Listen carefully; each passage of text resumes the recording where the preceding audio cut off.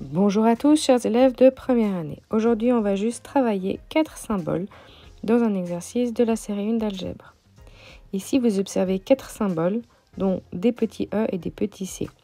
Ceux qui sont en forme de petits C, attention, c'est une intersection allongée, si vous voulez, et couchée.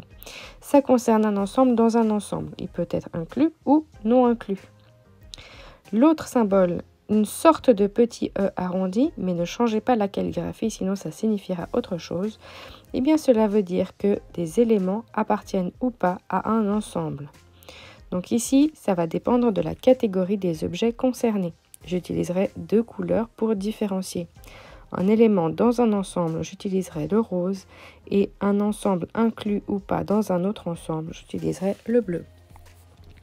Premièrement, je regarde chaque question. Donc, le petit E arrondi, eh bien, c'est élément de ou appartient, et l'autre, c'est est un sous-ensemble de ou inclus dans. 0 par rapport à R. 0, un ensemble ou un élément? 0, avec des accolades, c'est un ensemble. Mais on va regarder tous les ensembles dans des ensembles, on peut directement les mettre en bleu. Ici, on en a beaucoup. Tout ce qu'on n'a pas encore colorié sera en rose puisqu'il n'y a pas d'accolade à 0, ça appartient à R. 3 et N, c'est un élément et un ensemble. Pi et Q, c'est aussi un élément et un ensemble. Et C, sans accolade, un élément par rapport à un ensemble. Est-ce que 0 appartient au réel? Oui, donc il appartient. Arrêtez la vidéo et essayez tout seul de faire cet exercice avant la correction.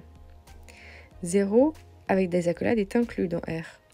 L'ensemble avec 1 et 3 est bien inclus dans les nombres naturels. 3, c'est bien un entier naturel. Donc, on va mettre appartient.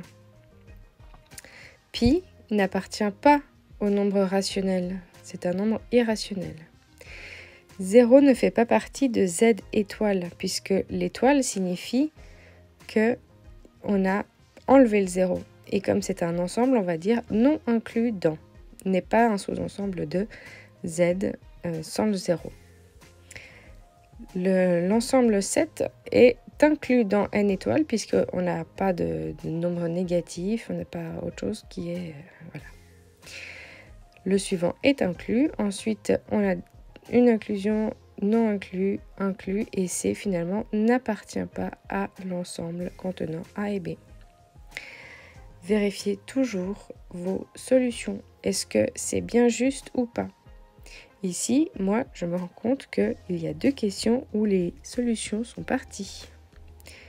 Comme ça, vous allez pouvoir vérifier vos solutions. J'espère que cette correction aura été claire. Je vous souhaite de belles révisions à tous.